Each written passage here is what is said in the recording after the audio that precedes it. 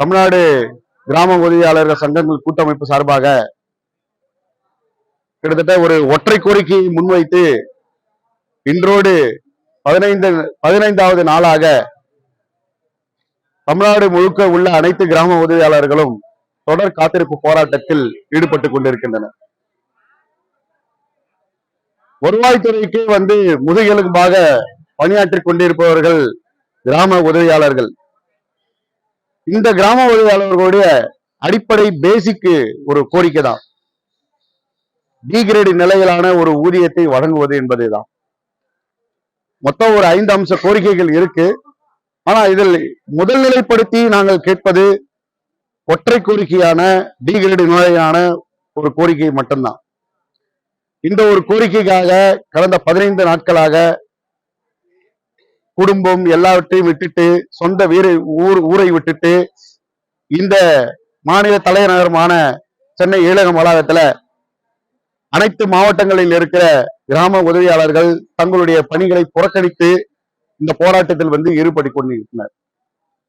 கடந்த ஒரு 3 நாட்களுக்கு முன்பாக மாண்புமிகு வருவாய்த்துறை அமைச்சர் அவர்களை சந்தித்தோம். மதிப்பிற்குரிய வருவாய்த்துறை செயலாளர் அவர்களை சந்தித்தோம். நேற்று மாண்புமிகு நிதி அமைச்சர் அவர்களை சந்தித்தோம்.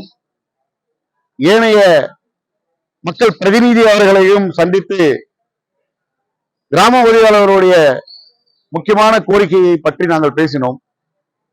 நேற்றைய தினம் நிதித்துறை அமைச்சர் அவர்களை சந்தித்து பேசும்போது கூட அமைச்சர் அவர்கள் சொன்னது ஒன்றே ஒன்றுதான், இதை நான் மட்டும் முடிவு செய்ய முடியாது, மாண்புமிகு தமிழக முதலமைச்சர் அவர்களிடமும் இது தொடர்பாக கலந்து பேசி கூடிய விரைவில் தங்களது கோரிக்கையை நிறைவேற்ற நாங்கள் முடிவெடுப்போம் என்றும், எதிர்வரும் சட்டமன்ற பேரவையில இதை ஒரு தீர்மானமாக நிறைவேற்ற நான் முயற்சிக்கிறேன் எனவும் வாக்குறுதி அளித்துள்ளார்.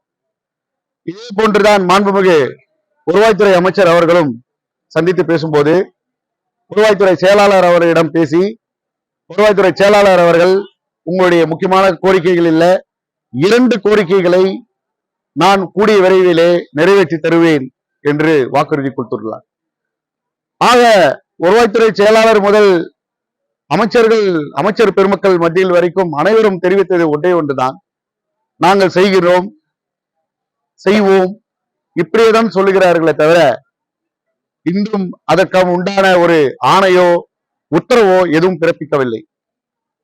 இந்த போராட்டம் இன்றோடு முடிவரை போறதும் கிடையாது. இதோட தொடர்ந்து இந்த போராட்டம் நடைபெற்றுக் கொண்டுதான் இருக்கின்றது. இன்று ஒரு 2 சங்கங்கள் கிராம உதவியாளர்கள் மத்தியில மட்டும்தான் இங்க கூடியிருந்தாங்க. இன்றொரு முக்கியமான சங்கம் கிராம ஊழியர்கள் சங்கமும் கிராம உதவியாளர்கள் சங்கமும் இன்று அனைத்து மாவட்டங்களிலும் இன்று களமிறங்கியிருக்கிறார்கள். கிட்டத்தட்ட தமிழ்நாடு முழுக்க 12,500 கிராம உதவியாளர்கள் இந்த போராட்டத்தில் ஈடுபட்டுக் கொண்டிருக்கின்றனர். இந்த காணொலி மூலமாக நாங்கள் கேட்பது ஒன்றே ஒன்று, மாண்புமிகு தமிழக முதலமைச்சர் அவர்களிடமும் மாண்புமிகு அமைச்சர் பெருமக்கள் அவர்களிடமும் நாங்கள் கேட்பது ஒன்றே ஒன்றுதான், எங்களுடைய கிராம உதவியாளர்களுடைய பணி நிலை, அவருடைய பணி என்னவென்பது உங்களுக்கே நல்லா தெரியும். எலெக்ஷன் ஆரம்பிச்சதுல இருந்து பெட்டி தூக்குறதுல இருந்து ஏன் ஒரு ஸ்கீம் ஒரு நலத்திட்டங்கள் மாண்புமிகு முதலமைச்சர் அவர்கள் அறிவித்த உடனே அதை செயல்படுத்துவதாக இருந்தாலும் சரி,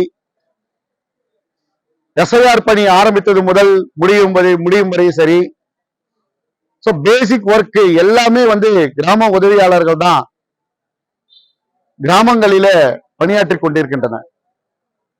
ஒரு வருவாய்த்துறைக்கு கிராம உதவியாளர் என்பவர் இல்லை என்றால் வருவாய்த்துறையில எந்த பணியும் இயங்காது என்பது மாண்புமிகு வருவாய்த்துறை அமைச்சர் அவர்கள் அறிந்ததும் மாண்புமிகு முதலமைச்சர் அவர்கள் அறிந்ததும் ஒன்றுதான். இப்படிப்பட்ட ஒரு உதவியாளர்களுக்கு கிராம உதவியாளர்களுக்கு ஒரு டி கிரேடு நிலையிலான ஒரு ஊதியத்தை நிர்ணயம் செய்து வழங்குவதில் என்ன யோசனை, என்ன தாமதம் என்பதுதான் எங்களுக்கு தெரியவில்லை. ஊதிய குழுவுடன் பேச வேண்டும், அமைச்சர் பெருமக்களை அனைவரும் கூட்டு குழு கூட்டி பேச வேண்டும், எல்லாமே சரிதான். ஆனா இதேதான அங்கன்வாடி ஊழியர்களுக்கு நடந்தது, இதேதான சத்துணவு ஊழியர்களுக்கு நடந்தது, இதான செவிலியர்களுக்கு நடந்தது.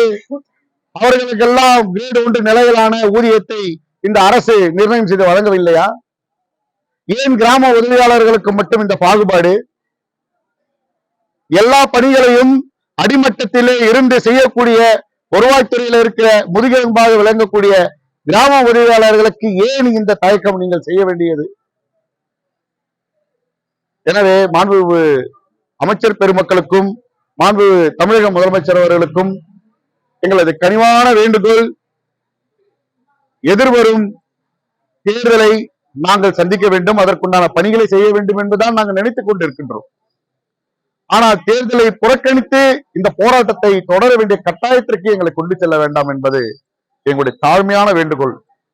நாங்கள் எந்த பணியை நாங்கள் புறக்கணிக்கவில்லை. எங்களுக்கு தேவையான ஒற்றை கோரிக்கையை நீங்கள் நிறைவேற்றினாலே போதும் என்பதுதான் எங்களுடைய தாழ்மையான கருத்து. ஆனந்த், மாநில ஒருங்கிணைப்பாளர், வருவாய்த்துறை சங்கங்களின் கூட்டமைப்பு.